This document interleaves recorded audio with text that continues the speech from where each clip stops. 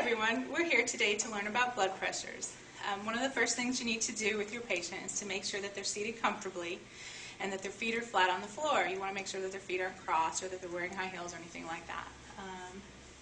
The next thing you need to do is to make sure that you have the correct size cuff. If you have a tiny patient, you want to go ahead and make sure you grab an extra small cuff, or vice versa, if you have a larger patient, you want to grab the extra large cuff. Most cuffs today have a little arrow on them to help you place it properly on the patient. How you do that is you want to find the brachial pulse on your patient, which you're going to find on the pinky side in the crease of the elbow. So you want to go ahead and feel for that. And when you find that, you're going to place that arrow right above that, about an inch above the elbow crease. And you want to make sure the cuff is on nice and snug. So you can just get 2 fingers underneath there. You don't want it too tight or too loose, so you just 2 fingers underneath it, you're good. Go ahead and place your dial so you can comfortably see it.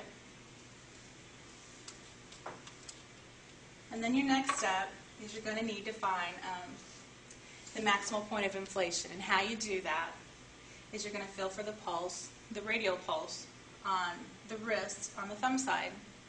So you feel for the pulse, and when you do, go ahead and have your patient relax. You're going to go ahead and pump up your cuff. And you're going to feel that pulse as you're pumping it up. When you quit feeling it, you're going to go ahead and stop. And then, like Sarah's here, I felt it up to about 120. So when I take her blood pressure, I know I'm going to add about 20 to 30 millimeters of mercury on that when I fill up the blood pressure cuff. Your next step is you're going to go ahead and use your stethoscope, but you want to make sure that you properly place your stethoscope on your head. A lot of people that are new to this have a tendency to put the angle towards the back of their head. You want to make sure it's pointed towards the front of your head, down your ear canal, so you can hear it well. And another thing is some of these stethoscopes have an off and on. You can twist the bell. So when you go ahead and put your stethoscope on, just give it a tap. Make sure that you can hear through it. All right, so we're going to place the bell over her artery. And like I said, we're going to pump it up between 140 and 150. And when I release it, I just want to make sure it goes down nice and slow, between 2 and 3 millimeters of mercury per second.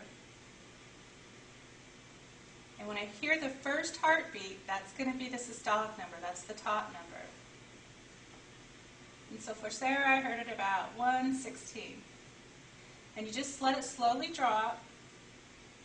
And when you hear the last heartbeat, that's going to be your bottom number, the diastolic number. But you want to go ahead and let it continue following about 10 millimeters of mercury below that, just to ensure that was the last heartbeat that you heard. You can go ahead and release. Let your patient's arm relax. And you're going to go ahead and record your information. And how you do that is, for Sarah, her blood pressure was 116 over 72. So how I'm going to record that is 116/72 millimeters of mercury. And you always want to ensure that you use even numbers. You never want to use odd numbers in your blood pressure. Another thing I need to record is what position she was in. So if she was lying down or standing or sitting. So for Sarah, I write down that she was sitting.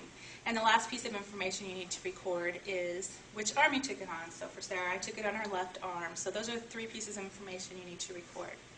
So, and that's it for blood pressures. Thank you.